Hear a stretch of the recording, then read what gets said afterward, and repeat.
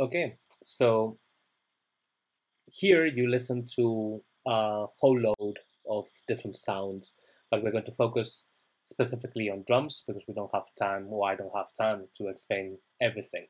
Okay, so I've just toggled to the mixer view. We were looking at the arrangement view, and now what we can see is all of these tracks that I've just selected in the mixer view, which are the drum sounds. Okay, I'll begin with the output in this case because to all of them, the output is common, but not the input.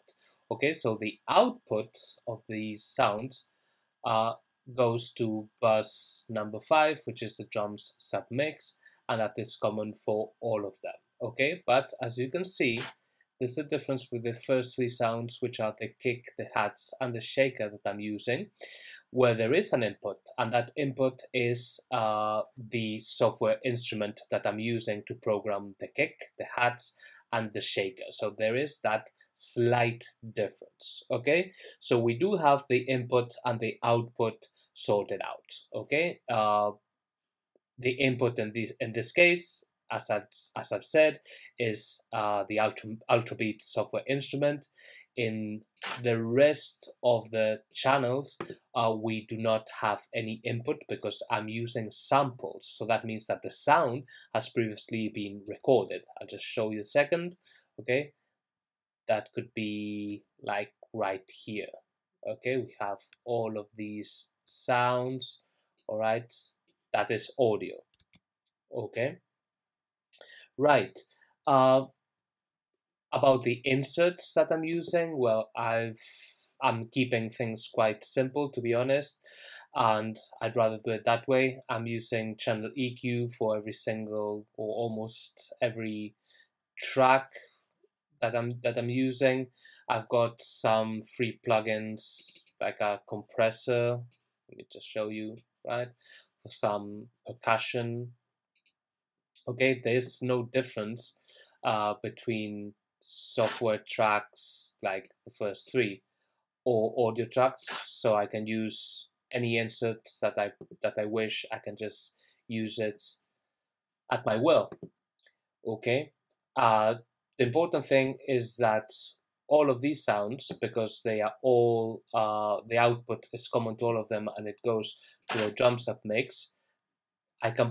They can be processed as a group, as a whole.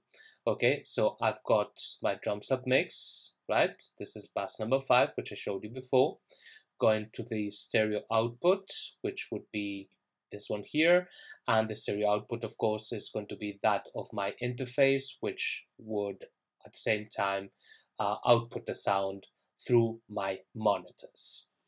Okay, but the thing about having all my drums in this submix is that I can use a compressor, for example. I can use channel EQ and any plugin that I wish. The last thing I'm going to show you is how I've got some sends set up. I do have, for instance, a shaker here. I've got a reverb, right? Reverb short, right? And another one over here, right? They're all going to different buses for different auxiliary channels. These are my auxiliary channels, the ones that I'm using here. And I'm not using so many sends, but well, I can use as many as I wish, and I can also use my submix, and I can use some sends there. I'm not going to do it because it's not necessary, but I could also do that. So that's it. Thank you for watching.